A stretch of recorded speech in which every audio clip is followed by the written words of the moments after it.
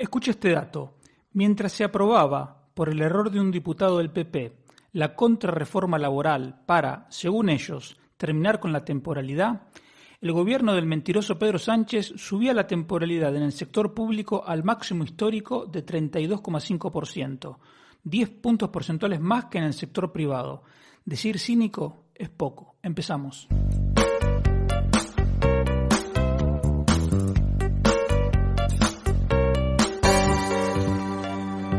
Economía Hoy, con Diego Barceló.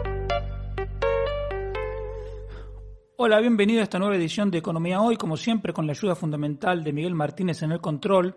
Recuerda que me puedes encontrar en redes sociales, soy @Diego Barceló, tanto en Twitter como en Instagram, y en Facebook, Telegram, LinkedIn y Facebook me encuentras por Barceló y Asociados.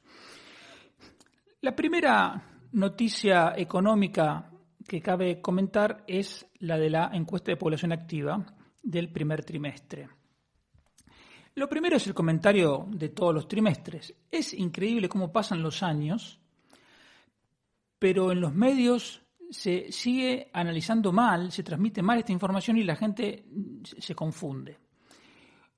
No tiene ningún sentido comparar el número de ocupados o de parados del primer trimestre con el del cuarto trimestre del año pasado. Si tú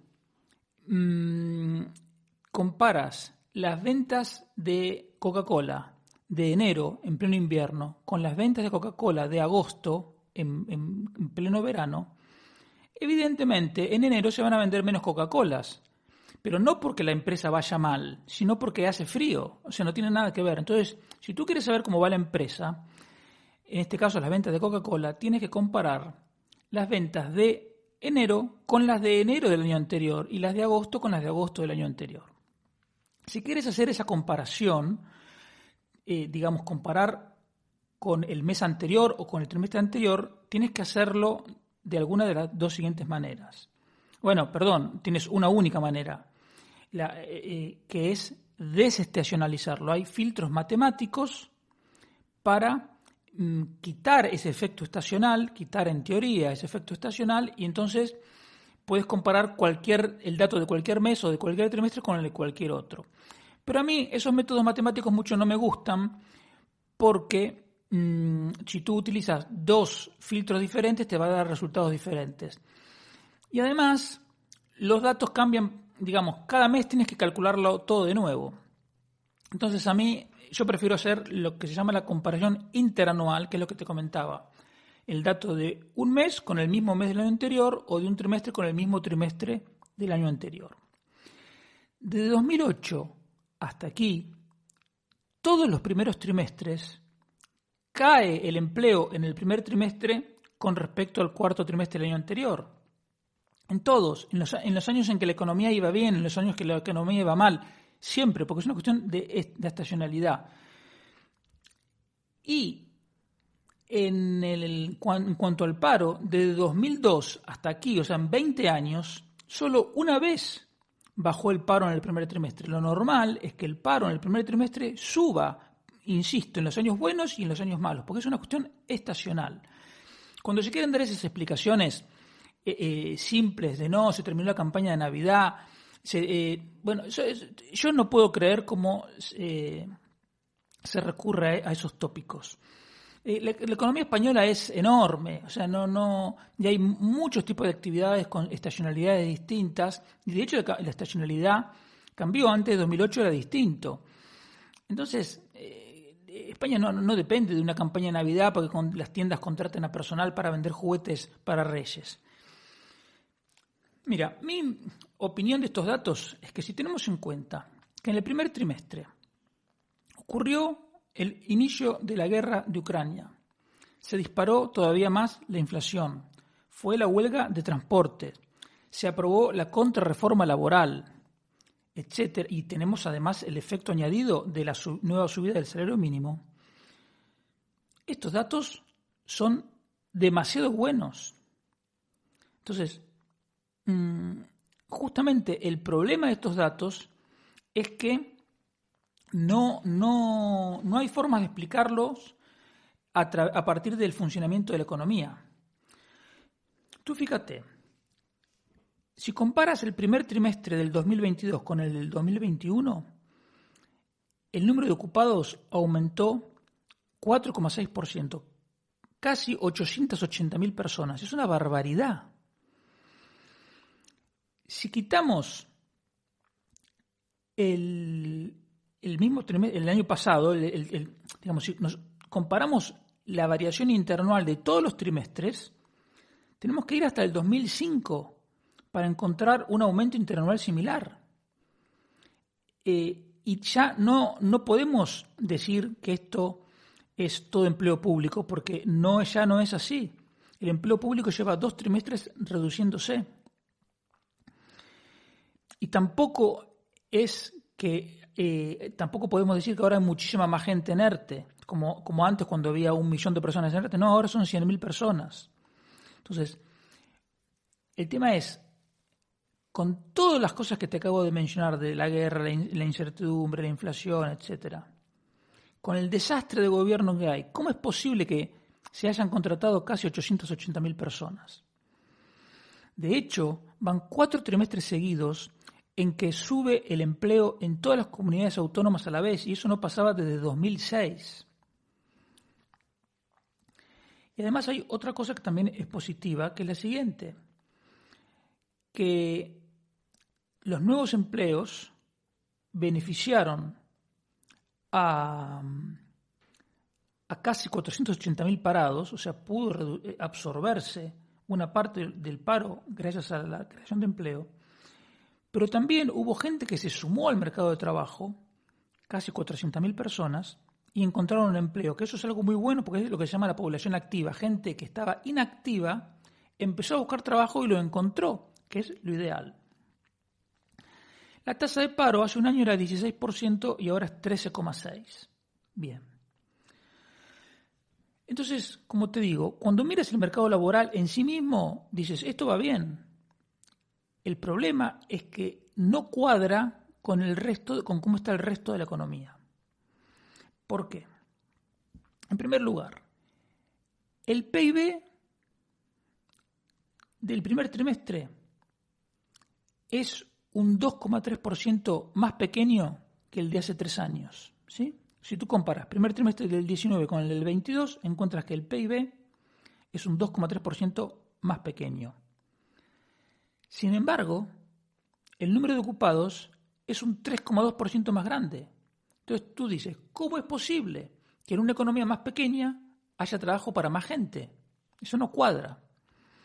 Entonces, una parte pequeña, se puede explicar porque se trabajan menos horas. Entonces, evidentemente, si la gente trabaja menos horas, se produce menos.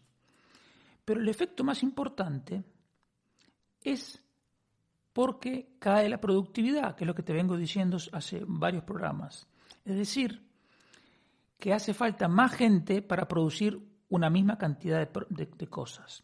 Y eso es el camino hacia la pobreza. ¿Y por qué cae la productividad? Por un lado, porque hay sectores en los que la productividad tiende a crecer más rápidamente, como las manufacturas y el sector primario, por ejemplo, que han perdido empleo. En cambio, han ganado empleo en estos 3 años sectores donde la productividad tiende a crecer más lentamente, como son educación y salud.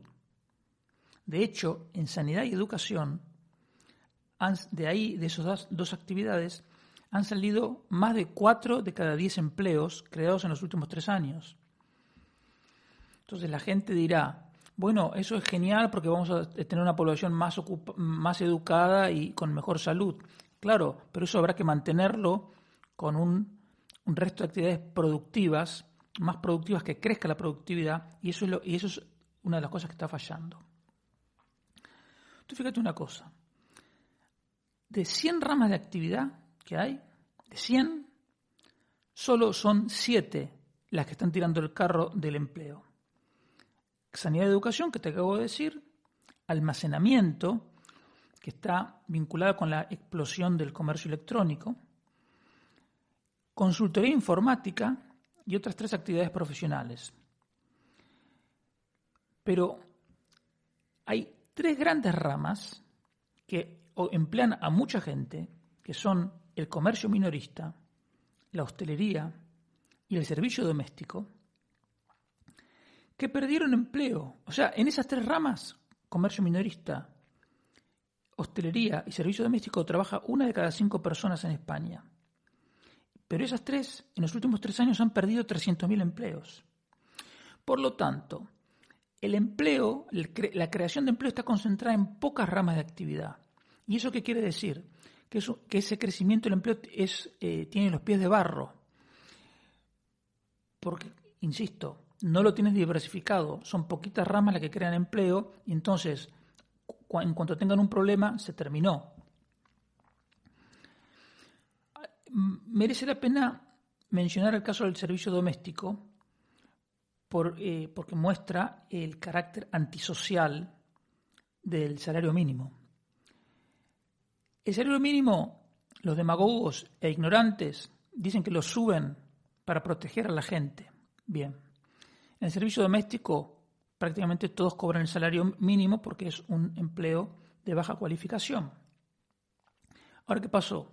Gracias a la subida, gracias entre comillas, a la subida exagerada del salario mínimo por parte del gobierno comunista que tenemos, perdieron su empleo en el servicio doméstico 1 de cada 7 personas. De los que estaban trabajando hace 3 años, 1 de cada 7 perdieron su empleo. Son 86.000 personas. Y tú dirás, bueno, ¿qué me importa? El servicio doméstico es una actividad marginal. Mira, en el servicio doméstico trabaja tanta gente como en la construcción de viviendas. Y en el servicio doméstico trabaja un 20% más que en toda la industria de la alimentación. Por lo tanto, no estamos hablando de un tema menor, estamos hablando de un tema muy gordo. Y la última nota sobre la encuesta de población activa es lo que te mencionaba al principio. Este gobierno aprueba una contrarreforma laboral con trampa, es decir, valiéndose de un error de un diputado, para bajar la temporalidad, y mientras la están aprobando, ellos en el sector público suben la temporalidad al máximo histórico. 1 de cada 3 empleados públicos es temporal. El sector privado tiene 10 puntos menos y parece que es el cuco, que la culpa de la temporalidad es del sector privado. Bueno, es un cinismo verdaderamente increíble. El otro tema que te quiero mencionar, el segundo tema, es el del plan de estabilidad con el nuevo cuadro macroeconómico que presentó el gobierno. Esto se hace todos los meses de abril porque es parte del proceso de control de la política macroeconómica de los países que hace la Comisión Europea. Un control que al final es completamente inútil porque ya ves que Sánchez hace lo que quiere, la economía la gestiona pésimo y sin embargo la Comisión Europea no puede hacer gran cosa. Estos planes de estabilidad incluyen previsiones para los siguientes 3 años, por lo tanto llegan hasta el 2025. Evidentemente cualquier gobierno quiere presentar un futuro, digamos, lo más color de rosa posible. Entonces, con cualquier gobierno, las previsiones tienen un sesgo más bien optimista, por eso hay que tomárselas, digamos, no demasiado en serio. Ahora, si eso pasa con cualquier gobierno, cuando tenemos unas previsiones hechas por el gobierno más mentiroso y amoral que ha tenido la democracia española, un gobierno que no tiene líneas rojas y que lo único que le interesa es mantenerse en el poder, estas previsiones no tienen ningún valor, porque ya sabemos que nos están mintiendo de manera descarada. Y ese es precisamente lo grave de estas previsiones. ¿Por qué te digo esto? Porque aún mintiendo con descaro, Sánchez y Calviño nos presentan un futuro lúgubre. Es decir, ni aún engañando son capaces de dibujar un porvenir más o menos razonable. No. Lo que nos pintan los propios datos de estos mentirosos e ineptos es lamentable. Por lo tanto, lo que tenemos que esperar es todavía peor. La información que han presentado es muy escueta, pero cuando tú tienes cierto entrenamiento y sabes destripar los números, te alcanza para saber 4 cosas fundamentales. La primera es que pese a toda la cháchara sobre los fondos europeos, una oportunidad histórica que va a subir el crecimiento potencial de la economía, bla, bla, bla, bla, bla, los fondos europeos son el plan E del sanchismo, no es más que eso. La realidad es que el crecimiento del PIB se va a ir, cada año que pase va a ser menor, va a ir languideciendo. Y en el 2025 va a ser de 1,8. O sea, la economía va a ir creciendo cada vez menos. Eso en el dibujo que hacen Sánchez y Calviño mintiendo, a saber lo que les daba esto en realidad. El segundo punto es que este gobierno pretende seguir subiendo la presión tributaria. Desde 2018, cuando llegó Pedro Sánchez, hasta el 2021, la presión tributaria aumentó 4,5 puntos del PIB. ¿Eso qué quiere decir? Que este gobierno nos quita, digamos, a la sociedad, nos quita 55.000 millones de euros más cada año. Bueno, el hecho es que este gobierno, no conforme con habernos robado 55.000 millones extra, nos va a seguir expoliando porque la presión tributaria que el año pasado terminó en un poco menos del 44%, la quieren llevar a más del 46%. ¿Sí? Es como que nos quieren quitar unos 30.000 millones de euros más cada año. El tercer punto es que Sánchez y Calviño van a seguir gastando a expuertas. Ellos ya aumentaron, desde que están en el gobierno, el gasto público en 9 puntos del PIB. 9 puntos del PIB. Es una bestialidad. Es alrededor de 100.000 millones. ¿Y qué es lo que pretenden para el futuro? Mantener este nivel de gasto, incluso aumentándolo un poco. Entonces, como ellos también dibujan el crecimiento del PIB y dibujan una cifra de inflación, les da que como proporción del PIB ese gasto va a bajar un poquito desde el 48% en que está ahora al 46%, que es una reducción mínima. Es decir, piensan seguir gastando a todo trapo. ¿Y por qué dibujan esa reducción de gasto, como términos del PIB en millones de euros va a seguir creciendo? Porque ellos lo que necesitan es que en el 2025 la Comisión Europea que la Comisión Europea crea que en el 2025 España va a tener las cuentas públicas, o sea, un déficit inferior al 3% del PIB. Entonces, para cumplir con eso, ponen un déficit de 2,9. Es todo un dibujo. Y por lo tanto, como este gobierno va a seguir teniendo un déficit enorme y va a seguir gastando como si no hubiera un mañana, la deuda pública va a seguir en un nivel altísimo. Con todo este dibujo, Sánchez y Calviño nos dicen que la deuda en el 2025 va a ser del 110% del PIB. 110%. Es verdaderamente difícil explicarte toda la temeridad, la irresponsabilidad, incluso te diría el desdén que implican las cosas que te acabo de decir. Tú fíjate, España tiene más de 3 millones de parados, tiene casi 2 millones de subocupados, es decir, gente que quiere trabajar más horas, gente que trabaja a tiempo parcial, quiere trabajar más horas y no encuentra dónde. La productividad es ahora un 5% más baja que cuando Sánchez entró a la Moncloa por la ventana. España hace 14 años que paga los intereses de la deuda con más deuda. Es decir, en un país normal, medianamente serio, ¿qué hace el gobierno? El gobierno gasta, tiene unos ingresos y gasta de manera tal que le quede un pequeño ahorro, por lo menos para pagar los intereses de la deuda. Tú imagínate que cada vez que tienes que pagar una cuota de tu hipoteca, pides un préstamo personal para pagar la cuota de la hipoteca. ¿Cómo terminarías? Terminarías en la ruina. Bueno, eso es lo que está haciendo España hace 14 años. Y Sánchez y Calviño pretenden seguir haciéndolo. Así de simple. Es una conducta financiera suicida. La deuda pública, como sabes, es el doble que el límite del Pacto de Estabilidad. Ellos dicen que España se comprometió a no tener una deuda pública de más del 60% del PIB y tiene una de casi 120%. Al mismo tiempo, la Comisión Europea fija unos niveles para algunas variables económicas y dice que cuando la deuda exterior es del 35%, es más del 35% del PIB, ya es un desequilibrio excesivo. Bueno, la deuda exterior de España es 70%, el doble que lo que ellos consideran un desequilibrio excesivo.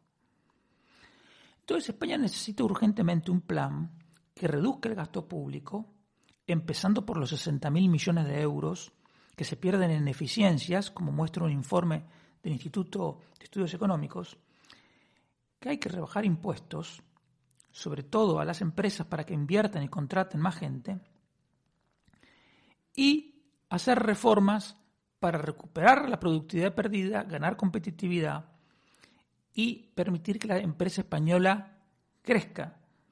No te olvides que hay un informe que te comenté de CEPIME que dice que el 40% de las empresas españolas no llega a los 5 años, quiebran antes, desaparecen. Y además la empresa española es más pequeña. Y si la empresa española tuviera el mismo tamaño en medio que las empresas europeas, solo por eso, solo por aumentar el tamaño de la empresa, se crearían más de 1 millón de empleos. Más de 1 millón. Entonces, un socialista no lo va a entender nunca, un comunista menos. Pero la verdad es que apostar por las empresas va en beneficio directo del conjunto de la sociedad. Como sabes, por supuesto, el gobierno está haciendo exactamente lo contrario, aumentando impuestos, aumentando costes con regulaciones, atacando el derecho de propiedad, aumentando los costes también a través de la subida del salario mínimo, etc. Va a llevar años, no sé cuántos años, revertir el daño económico de este trío manirroto y temerario que conforman Pedro Sánchez, Nadia Calviño y María Jesús Montero. Y pensar que Pedro Sánchez se presentó como doctor en economía. Yo no sé si hacía novillos en todas las clases, realmente yo no lo puedo entender, o qué profesor estuvo. Y el tercer punto que te quiero comentar era el tema, las propuestas económicas que hizo el PP al gobierno, que hizo Feijóo. El punto de partida, ¿cuál es? Feijóo dice, en los 2 primeros meses del año, la recaudación fue casi 8.000 millones de euros más de lo previsto. Entonces, rebajemos impuestos de manera que de devolver esos 8.000 millones que entraron de más, devolvérselo a la sociedad. Eso suena bien, está bien, conceptualmente es una buena idea.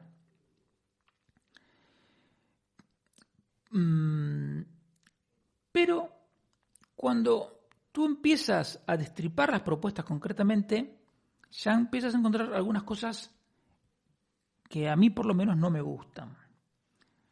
Por ejemplo, hablan de deflactar la tarifa del IRPF. ¿Qué quiere decir? Que los tramos de IRPF se ajusten por la inflación. Eso está muy bien. Pero claro, luego dicen que eso tal vez habría que hacerlo solo para las rentas más bajas, para los tramos de hasta 40.000 millones de euros, de 40.000 euros anuales,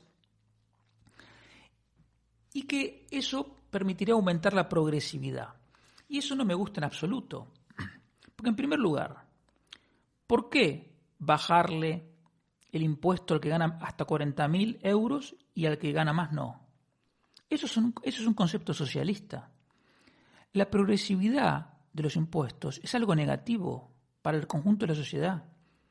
La progresividad de los impuestos era una de las propuestas del manifiesto comunista para abolir el capitalismo. Por lo tanto, cualquier persona que esté a favor de la libertad tiene que estar en contra de la progresividad. Y en el documento del PP, la progresividad del impuesto se valora como algo positivo, y eso no me gusta. Además, hablan de una reducción extraordinaria y temporal del IRPF. Yo no quiero ninguna reducción temporal, yo quiero una reducción permanente de la carga tributaria, porque sabemos, te acabo de decir, que Sánchez la llevó hasta máximos históricos. Luego dicen una idea buena, que yo te comenté alguna vez, de un impuesto negativo sobre la renta. El impuesto negativo hace que la gente que gane menos de un determinado umbral reciba como una especie de compensación, sin que se pierda el incentivo a trabajar más. Entonces, yo digo, bien, eso está bien. Pero claro, cuando lees en profundidad te dice, coordinándolo con el ingreso mínimo vital, no. El ingreso mínimo vital habría que eliminarlo y reemplazarlo por un impuesto negativo sobre la renta. Si tú me dices, hay un determinado colectivo de gente, ancianos solos, parados que hayan agotado la prestación o que estén enfermos, gente con enfermedades raras, un grupo así que no se pueda sostener por sí mismo, que su familia no lo puede ayudar y el Estado tiene que pagar una prestación, ningún problema, estoy de acuerdo. Pero esta idea comunista de que se puede vivir, de que hay derecho a vivir sin trabajar, es contraria al progreso y a la libertad. Entonces, el ingreso mínimo vital, no nos olvidemos quién era el abanderado, era Pablo Iglesias, que es un comunista. Por lo tanto, el PP tendría que enfrentarse a eso porque no es conceptualmente parte de la sociedad que nosotros queremos. Nosotros queremos ayudar al que está mal para que salga a flote y se valga por sus propios medios. Ok, si alguien no puede recuperarse porque tiene un problema, como te acabo de mencionar, se lo ayuda. Pero por regla general, el que está apto para trabajar tiene que trabajar. Y por eso me gusta la idea del impuesto negativo sobre la renta. Y no me gusta cuando dicen lo coordinamos con el ingreso mínimo vital. No, porque esto es confundir a la gente y es una confusión conceptual que no me gusta. Luego dicen bajar el impuesto a sociedades. Muy bien. Pero luego esa rebaja se reduce a simplemente una libertad de amortización, es decir, poder amortizar más rápido para desgravártelo. Las inversiones que tengan que ver con eficiencia energética. ¿Pero qué vamos a seguir el fanatismo de la religión climática de esta gente o nos vamos a oponer frontalmente a todas las barbaridades de este gobierno? ¿Por qué? Resulta que si tú eres un empresario y quieres invertir para montar una panadería, no, tú no desgravas, no tienes libertad de amortización. Ahora, si tú vas a poner un molino de viento, sí. ¿Eso por qué? ¿Quiénes son los políticos para decir en qué hay que invertir? Eso no me gusta. Tampoco me gusta todo el apartado de ayudas a empresas. Si tú le preguntas a cualquier empresario, el empresario prefiere que le baje los impuestos antes que le des una ayuda. Y entonces porque las ayudas, las subvenciones, no me gustan por dos motivos. Porque es robarle dinero a unos para dárselo a otros, eso ya me parece inmoral. Y además, la subvención le da poder al político. Y yo quiero que el poder lo tenga la gente, no el político. Luego hay otra parte que es evidente, lo de bajar el gasto político, eso no hay quien se pueda oponer. Otra cosa que me pareció buena es aprovechar fondos europeos, como están haciendo otros países, para rebajar impuestos, me parece bien. Y luego está esto de bajar el IVA al gas y a la electricidad para bajar el precio. Digamos, no es que me parezca mal per se, lo que me parece es que es dar palos de ciego. Nosotros lo que tenemos es que hacer una revisión integral del IVA en el marco de un sistema tributario. Y el problema que tiene España es que tiene las cotizaciones sociales de las más altas de la Unión Europea. Por lo tanto, contratar en España es muy caro. Entonces, lo que sería mucho más inteligente sería, por ejemplo, cobrar IVA, aunque sea un tipo reducido, a bienes que ahora están exentos para bajar las cotizaciones sociales. Entonces, si a mí me dicen, voy a bajar el IVA a la electricidad y al gas al 4%, bueno, pero eso me cuesta mantener las cotizaciones sociales en los niveles estratosféricos que están, no me gusta. Yo preferiría que el IVA al gas y a la electricidad lo mantengan como están, pero me bajen las cotizaciones sociales. Entonces tú dirás, pero yo tengo que pagar el recibo de la luz y a mí me sale más caro. Sí, pero si te bajan las cotizaciones, a lo mejor vas a mantener el empleo y si no lo puedes perder. En definitiva, lo que no me gusta de esto del plan del PP es que conceptualmente tiene muchas lagunas. Es como que no se atreven a decir lo que... Bueno, a lo mejor puede que realmente piensen esto que están diciendo, cosa que, digamos, no sería lo mejor. A lo mejor es que piensan otra cosa, digamos, que ellos, el cuerpo les pide más, pero por razones políticas no se atreven a decirlo. Eso yo lo entiendo.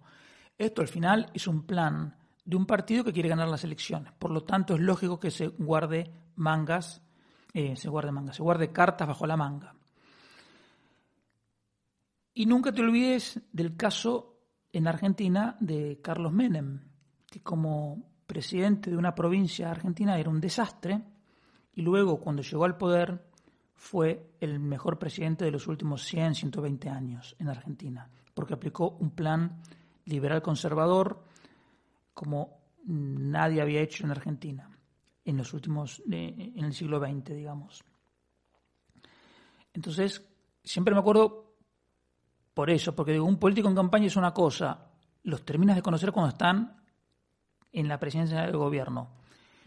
Por eso lo de Sánchez es terrorífico, porque Sánchez, teniendo el poder y siendo inescrupuloso, ha elegido el peor camino posible, que es el del comunismo.